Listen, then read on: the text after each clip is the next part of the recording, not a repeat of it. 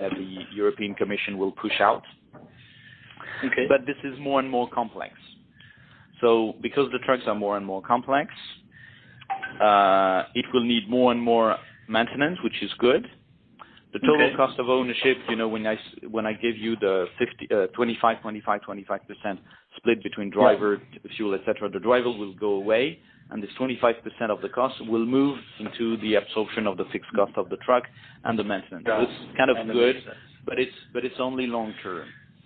It's only long term. Okay. It's only long term. I don't see that as a trend, but we'll see. But it's not going to be bad for the business. It's not going to be bad for the business. Okay. Okay, that makes sense. Cool. I think we have a very similar situation where the idea is that it is something that is not going to be immediate, and generally for trucking, it's a positive.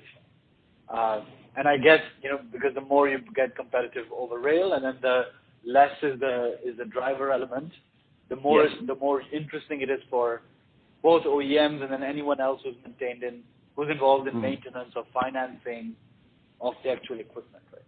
So generally positive. Obviously, the fight between is it going to be more margins at MAN or Scania versus Pema is something to be seen as it develops.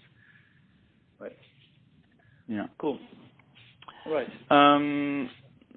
If I go back, I go back to your questions. I think we covered most of them. There was one topic where you said no large trailer maintenance change in Europe. 75% of workshops are independent. That's correct. I'm happy with that. Trailers only versus trailer and shop, do they compete? Okay.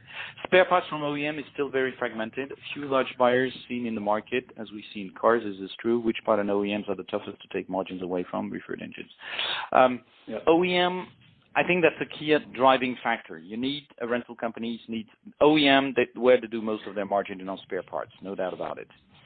Okay. When people buy trucks and trailers, they always have to negotiate the total cost of ownership of the truck. This is absolutely critical.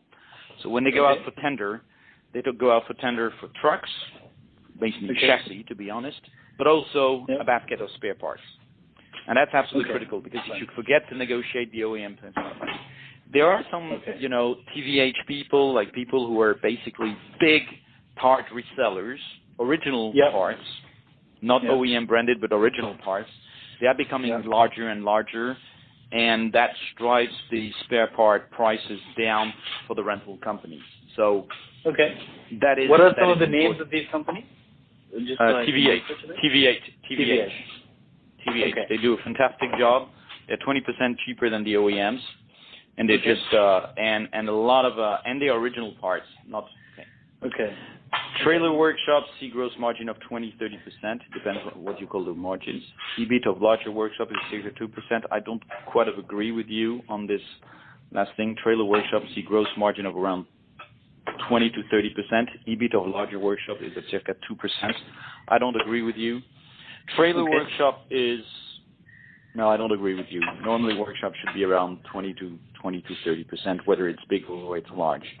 Trailer workshops are usually higher in terms of price of margin because they really do it on the backyard. They're really low equipped because it's very basic stuff. The larger truck workshops usually have a margin that is less than that, but it's always more than around 20%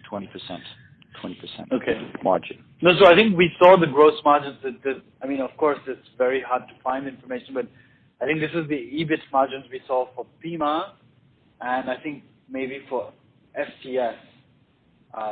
And while they have good profitability at the contribution margin or gross margin level. No, Pema has a much higher EBIT than that. EBIT than that. And when you look at Pema, if you look at the Pema, two things.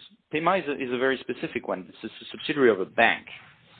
Yeah, so what type of top line do they take? Do they take only the produit net bancaire? I don't know how you call that. The finance the finance invoicing, or do they take the actual total invoicing, or do they do only the finance invoicing? But the EBIT of Pema was around 10%. Okay, and Prima was I think a pretty good one. And you can't compare